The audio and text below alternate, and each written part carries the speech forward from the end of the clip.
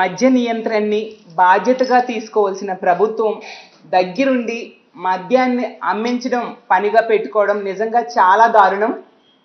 అసలు ప్రభుత్వం ఆధీనంలో ఉన్న మద్యం దుకాణాలని ఎందుకు ఇప్పుడు ప్రైవేట్ పరం చేస్తున్నారో, దీని లక్ష్యం ఏంటో, ఎవరిని ఉద్ధరించడానికో ఈ కూటమి ప్రభుత్వం చెప్పాల్సిన అవసరం ఉంది. గాంధీ జయంతి రోజు ఈ రాష్ట్రంలో బ్రాందీ పాలసీని ఈ కూటమి ప్రభుత్వం తీసుకొచ్చింది. ఎన్నికలప్పుడు తీసుకుంటే ఏం చెప్పారు? చంద్రబాబు నాయుడు గారు వస్తే భవిష్యత్తు గ్యారంటీ అన్నారు. కానీ ఈ మద్యం పాలసీ కనుక ఈ రాష్ట్రంలో అమలైతే ఆడవాళ్ళ పసుపు కుంకాలకి గ్యారంటీ లేని పరిస్థితి. ఎన్నికలప్పుడు చెప్పారు ఇంటింటికి పథకాలు ఇచ్చేస్తాం, ప్రతి ఒక్కరికి పథకాలు అందిస్తామని చెప్పి.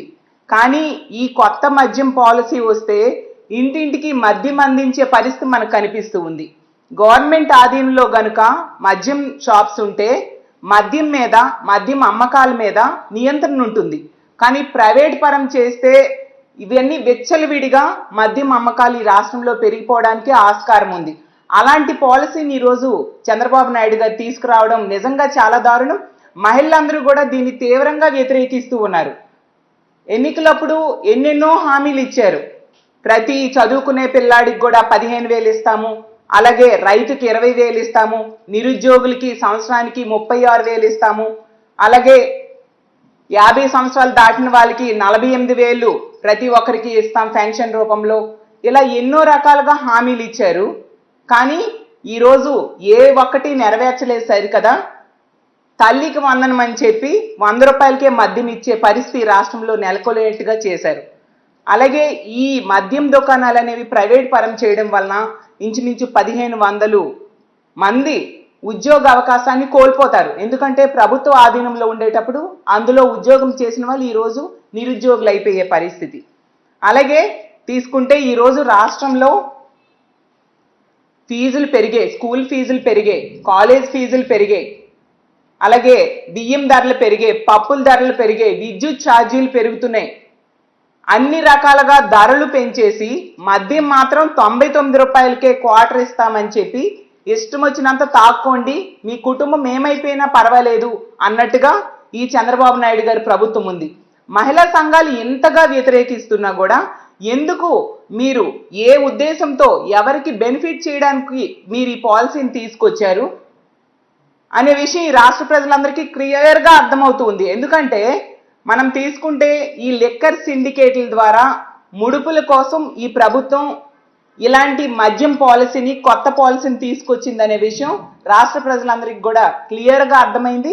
ఎంత ఘోరం అంటే షాపింగ్ మాల్స్ లాగా లిక్కర్ మాల్స్ తీసుకొస్తారంట. అంటే తాగినంత తాగండి, ఏమైపోయినా పర్వాలేదు. ఈ రాష్ట్రంలో ఈ మద్యపానం ఎక్కువైపోవడం వల్ల మళ్ళీ మహిళల మీద అత్యాచారాలు, హత్యలు మరింతగా పెరిగిపోతాయి.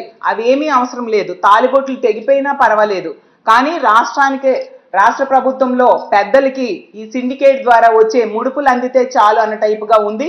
గతంలో మనం చూసాం జగన్మోహన్ రెడ్డి గారి ప్రభుత్వంలో ఎంత చక్కగా మద్య నియంత్రణ చేశారు. ప్రభుత్వ ఆధీనంలో మద్యం షాప్స్ రన్ చేయడం జరిగింది, మనందరం కూడా చూడడం జరిగింది. జగనన్న ముఖ్యమంత్రి అయ్యాక 43,000 బెల్ షాప్స్ని తొలగించడం జరిగింది. అలాగే 33% వైన్ షాప్స్ని తగ్గించడం, మద్యం షాప్స్ని తగ్గించడమే కాకుండా 4,300 వైన్ షాప్స్ని 2,900కి తగ్గించేయడం జరిగింది. అలాగే చంద్రబాబు నాయుడు గారి టైంలో పెర్మిట్ షాప్స్ అని ఏర్పాటు చేసి ఇష్టం వచ్చినంత తాగించేవారు. వాటిని 4,300 పెర్మిట్ షాప్స్ని జగనన్న ప్రభుత్వం అధికారంలోకి వచ్చాక తొలగించడం జరిగింది. అలాగే జగన్మోహన్ రెడ్డి గారు ముఖ్యమంత్రిగా ఉన్నప్పుడు ఒక్క డిస్టిలరీకి కూడా పర్మిషన్ ఇవ్వలేదు. అలాగే మద్యంకి, అలాగే గంజాయి, డ్రగ్స్ ఇలాంటి నియంత్రణ కోసం ప్రత్యేకమైన వ్యవస్థనే ఏర్పాటు చేసి వాటిని ఉక్కుపాదంతో ఆ రోజు అణిచివేసిన పరిస్థితి మనం చూసాం. కానీ చంద్రబాబు నాయుడు గారు ఇన్నేళ్ళు ముఖ్యమంత్రిగా పనిచేశారు, ఏ రోజు కూడా మద్య నియంత్రణ మీద దృష్టి పెట్టలేదు. మనం తీసుకుంటే ఆ రోజు ఎన్టీ రామారావు గారు మద్యపాన నిషేధం చేశారు. ఆ మద్యపాన నిషేధం చేశాక ఆ ఎన్టీ రామారావు గారికి వెన్నుపోటు పొడిచి అధికారం తీసుకున్నారు చంద్రబాబు నాయుడు గారు.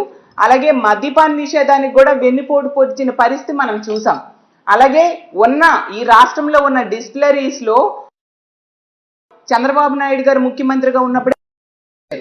అలాగే అసలు దేవుళ్ళంటే కూడా ఎంత చులకనగా మాట్లాడారంటే చంద్రబాబు నాయుడు గారు, ఆ రోజు అయ్యప్ప స్వాములు టైంలో మద్యం అమ్మకాలు తగ్గిపోయి ప్రభుత్వానికి ఆదాయం తగ్గిపోతుంది అంటూ మద్యానికి దేవుళ్ళకి ముడివేసి వాళ్ళను కూడా చులకనగా మాట్లాడిన పరిస్థితి చూసాం. ఆ చంద్రబాబు నాయుడు గారి టైంలో వీధికి ఒక బెల్ షాప్ పెట్టి మద్యం ఏరులై పారేట్టుగా ఉండే పరిస్థితి మనం చూసాం. మళ్ళీ ఇప్పుడు అదే పరిస్థితి మనకు కనిపిస్తూ ఉంది. కాబట్టి దీన్ని మేము తీవ్రంగా ఖండిస్తూ ఉన్నాము. అలాగే చంద్రబాబు నాయుడు గారిని మహిళలతో మాట్లాడుతూ గత ప్రభుత్వంలో మంచి మద్యం ఇవ్వలేదు, మేము మంచి మద్యం ఇస్తాము అని చెప్తూ ఉన్నారు. మరి అయితే నేను చంద్రబాబు నాయుడు గారిని ఒకటే అడుగుతూ ఉన్నాను, మరి మంచి మద్యం ఇవ్వకపోతే అదే మద్యాన్ని ఈ 4 నెలలు ఎందుకు మీరు అమ్మారు? అలాగే ఆ డిస్టిలరీస్ని ఎందుకు మీరు రద్దు చేయలేదు? మంచి మద్యం ఇవ్వకపోవడం వల్ల ప్రాణాలు కోల్పోయాయి అని అంటున్నారు కదా, ప్రజల ప్రాణాలు. మరి అదే మద్యాన్ని ఎలా ఈ 4 నెలలు కంటిన్యూ చేశారు నేను అడుగుతూ ఉన్నాను. ఆ బ్రాండ్స్ని ఎందుకు మీరు క్యాన్సిల్ చేయలేదు, తొలగించలేదు అని నేను అడుగుతూ ఉన్నాను. చంద్రబాబు నాయుడు గారికి ముందు నుంచి కూడా అబద్ధాలు చెప్పడంలో అందవేశని చెయ్య. కాబట్టి ఈ మద్యం విషయంలో కూడా ప్రజలు మభ్యపెట్టడానికి ట్రై చేస్తూ ఉన్నారు. ఈ రాష్ట్రంలో ఉన్న మహిళలందరూ కూడా దీన్ని తీవ్రంగా వ్యతిరేకిస్తూ ఉన్నాము. ఇలాంటి పాలసీ వలన తాగడం అనేది ఎక్కువైపోతుంది, మద్యం అమ్మకాల మీద నియంత్రణ ఉండదు, ఈ రాష్ట్రంలో క్రైమ్ రేట్ పెరిగిపోయే పరిస్థితి ఖచ్చితంగా కనిపిస్తూ ఉంది.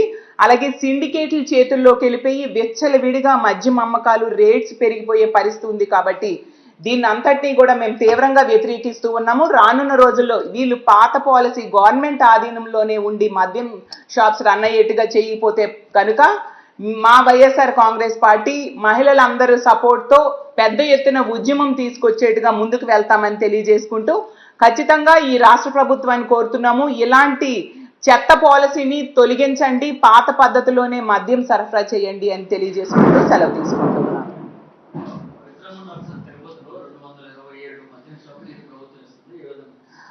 అదే చాలా దారుణం అండి. వాళ్ళు మాట్లాడే మాటలు ఏంటంటే ఎంతో భక్తి ఉన్నట్టుగా మాట్లాడుతూ ఉన్నారు, కానీ తిరుపతి లాంటి ఆధ్యాత్మిక ప్రదేశంలో 227 షాప్స్కి అనుమతిస్తూ ఉన్నారు అంటే ఎంత దారుణమైన పరిస్థితి రాష్ట్రంలో నెలకొని ఉందో మనం అర్థం చేసుకోవచ్చు. ముందు నుంచి కూడా చంద్రబాబు నాయుడు గారికి దేవుళ్ళు అంటే ఒక భక్తి అలాంటిది లేని పరిస్థితి. అందువల్లనే అయ్యప్ప స్వాములు మాలలు వేసుకునే టైంలో మద్యం అమ్మకాలు తగ్గిపోతాయి, ప్రభుత్వానికి ఆదాయం తగ్గిపోతుందని అంత ఘోరంగా దేవుళ్ళనే చులకం చేస్తూ మాట్లాడిన వ్యక్తి ఎంతకంటే ఇంకా మంచి చేస్తారు, దేవుడు ఆధ్యాత్మిక ప్రాంతాల్లో ఇలాంటి మద్యం షాప్స్ లేకుండా చేస్తారని మనం ఆశించడం కూడా తప్పే. ఖచ్చితంగా ఈ ప్రైవేట్ మద్యం పాలసీని క్యాన్సిల్ చేయాల్సిన అవసరం ఉంది, పూర్వం పద్ధతిలోనే వెళ్లాల్సిన అవసరం ఉందని తెలియజేస్తూ ఉన్నాను.